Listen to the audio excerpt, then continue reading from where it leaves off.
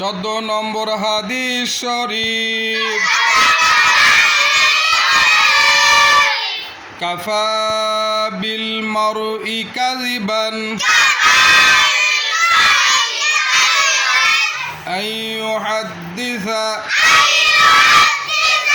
বিকুল্লি মা সামিআ। হাদিস শরীফের অর্থ, যাহা শোনে তাহাই বলিতে থাকা।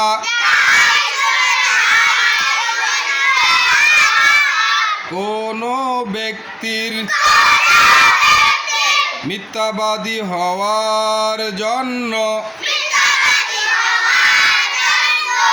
ইহাই যথেষ্ট।